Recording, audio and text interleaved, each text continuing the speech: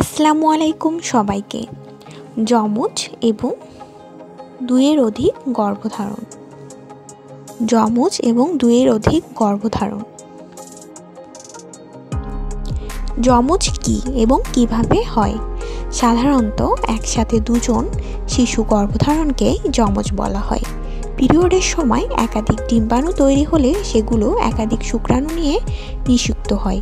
এ ধরনের যমজকে ফ্র্যাটার্নাল টুইন বলে। এছাড়াও শুক্রাণু নিয়ে নিষিক্ত হওয়া ডিম্বাণু বিভাজিত হয়ে দুটি ভ্রূণে রূপান্তরিত হতে পারে। এ ধরনের যমজকে আইডেন্টিক্যাল টুইনস বলা হয়। সাধারণত আইডেন্টিক্যাল টুইনস চেয়ে ফ্র্যাটার্নাল টুইনস বেশি হয়ে থাকে। আপনার যমজ হওয়ার সম্ভাবনা কতটুকু? প্রতি 1000 গর্ভধারণে প্রায় 9 জন মায়ের যমজ সম্ভাবনা থাকে। যমজ হওয়ার সম্ভাবনা, কারণ ও বা ঝুঁকি। যমজ বাচ্চা কেন হয় এবং আসল কারণ বের করা না গেলেও কিছু কিছু কারণ যমজ বাচ্চা হওয়ার সম্ভাবনা বাড়িয়ে দেয়। যেমন বয়স। যেসব মায়ের বয়স 35-এর বেশি তাদের ক্ষেত্রে যমজ গর্ভধারণের সম্ভাবনা বেশি থাকে। তাদের ক্ষেত্রে মাসিক চক্রের সময় একসাথে একের অধিক ডিম্বাণু নিঃসরণ হতে পারে। এ থেকে যমজ বাচ্চা হওয়ার সম্ভাবনা থাকে। পারিবারিক ইতিহাস। আপনার মায়ের বংশের কারণে পূর্বে যমজ বাচ্চা হওয়ার ইতিহাস থাকলে, যেমন আপনার মা, বোন, খালা কেউ আগে যমজ বাচ্চা জন্ম দিয়ে থাকলে আপনারও যমজ বাচ্চা হওয়ার সম্ভাবনা থাকবে।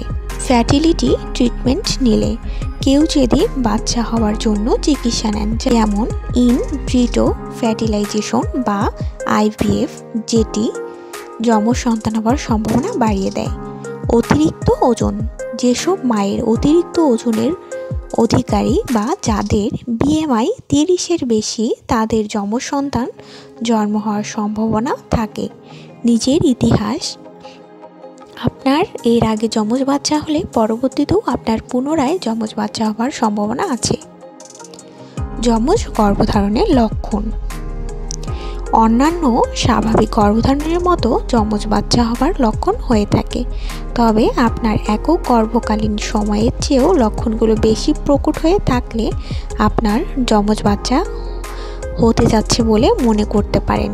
যেমন পেট, বা যাকে মেডিকেলের ভাষায় ফান্ডাল হাইট বলা হয়, সেটি স্বাভাবিকের চেয়ে বড় হলে। অতিরিক্ত ওজন বাড়লে, আগে গর্ভের শিশু নড়াচড়া টের পেলে, একসাথে একাধিক জায়গায় গর্ভের শিশুর নড়াচড়া পেলে, ডপলারের এককের বেশি শিশুর হার্ট সাউন্ড পেলে। প্রেগনেন্সি। যেসব হরমোন আছে, যেমন beta, HCG, alpha, beta, alpha feto protein অতিরিক্ত বেড়ে গেলে। এর পাশাপাশি গর্ভাবস্থায় স্বাভাবিক সমস্যাগুলো আর একটু বেশি অনুভব করলে, যেমন বমি, স্তনে ব্যথা, দুর্বলতা, খাওয়ার ইচ্ছা, বারবার প্রস্রাব হওয়া ইত্যাদি। আজকের মতো এইটুকুই। ধন্যবাদ সবাইকে। যমজ সম্পর্কে আরও জানতে আমাদের অন্যান্য ভিডিওগুলো দেখুন।